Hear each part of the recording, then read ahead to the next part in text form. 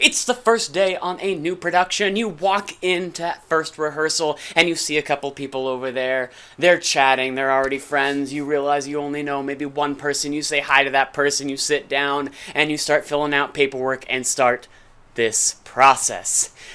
Hello, welcome to Theater Customs, a show where we talk about the weird things that happen in theater and where those things come from. My name's Josiah Frampton, I'm the creator of the show, and today we're talking about the rehearsal process. But before we get started, please take a moment to click the subscribe button right down there. It's how we get this show going. It's how, nope, I think the subscribe button's on this camera stuff. We're good? Cool. Let's get going.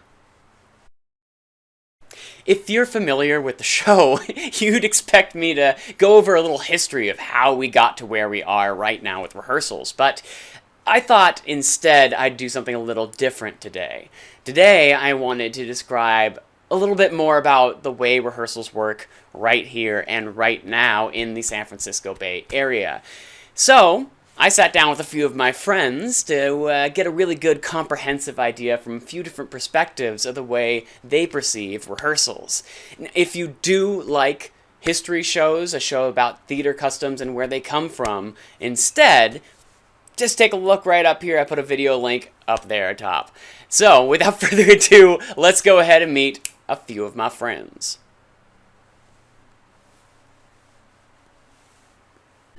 And we're recording.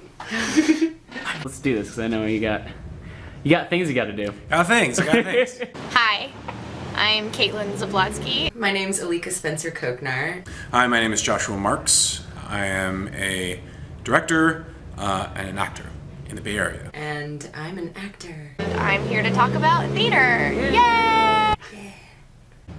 Awesome.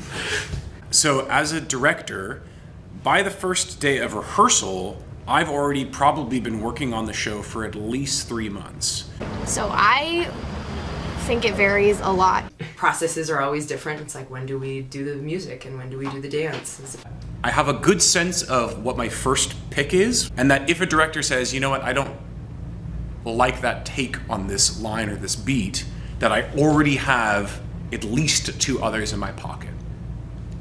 Day one is the read-through. I don't know. In my experience, people aren't very chatty the first night necessarily.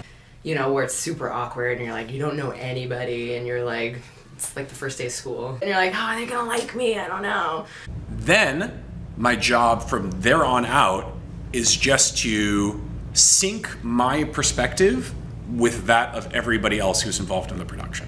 But I've had teams where you just go in and you immediately start learning the music for musicals. Also, I had in my last show, I've complained about this before, but we did a sing-through and a read-through, which wasn't productive in my mind because a lot of people didn't know what they were singing, they didn't know their harmonies, blah, blah, blah. But I think for straight plays, you always do a read-through the first night. Which the whole cast sits down and reads through the script. I've had first read-throughs that were like magic, where you're just like, I don't know anybody, but for some reason it feels like I've known them. It's kind of scary when it's, you know, awkward and then it doesn't get any better throughout the process. No. And you're like, oh God, why am I here? And then the director sometimes gives their vision, sometimes they don't, which can be helpful to know the vision. And then presenting the journey that we're all going to go on, and where I feel like this journey, what version of the story might be the most interesting to tell. One time at the first rehearsal, they gave their vision, and I'm pretty sure my jaw dropped and was open for 5 minutes as I was taking in the vision that I really didn't agree with. So that happens that first night too, for sure, before you do a read-through and paperwork. Sorry. I don't have a script, so I don't know what I'm saying. Yeah. So don't worry. You will always be smoother than me. Okay, cool. Then I step away for a long, long time, what feels like ages, and then they independently learn the music and as much of the choreo as they possibly can. A lot of choreographers choose to go chronologically, so a lot of times the first number you learn is the first number of the show, which works in a lot of cases because that can be like a really big like, you know, moment that's going to need a lot of attention. But I feel like sometimes for some shows that, you know, maybe the harder numbers actually should be touched first, and that doesn't always happen. But I've noticed that a lot of shows will do the big opening number first.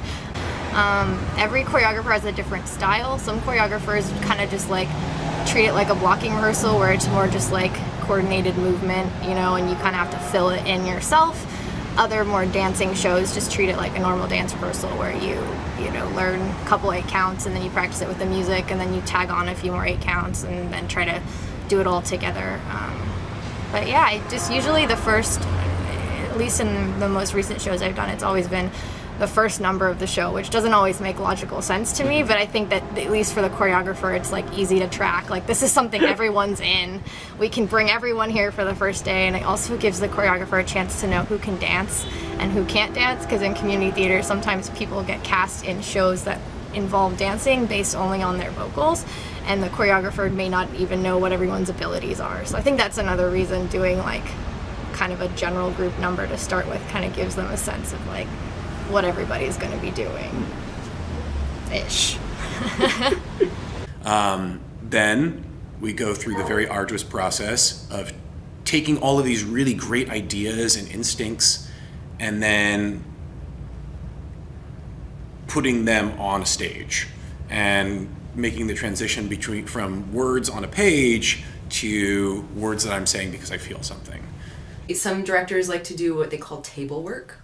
And you sit around a table and you really kind of do like your homework on the script. I've done both characters that are like completely imaginary and then ones that are like, that was an actual person that you're portraying on stage, which is no pressure, you know, at all. I did a show with Luis Valdez at El Teatro Campesino, and I got to meet the woman who my character was based off of. And like, I just was a ball, like a mess. I was like, you're so wonderful and great. But I go off on a tangent again. As an actor, I find that my job is such a cliche to say, but like, is to listen. So that if what I assumed in my head the other character would say does not come out of the actor's lips in the same way that I thought it would, that I'm taking that in and changing my perspective. And in hand, also responding as such, so that the conversation becomes chaotic and organic. The best actors, the actors I love to work with, are the actors who say the same line different every single night, because it just creates this tempest that is just so much fun to play in, and you have no idea where it's going to go, you know?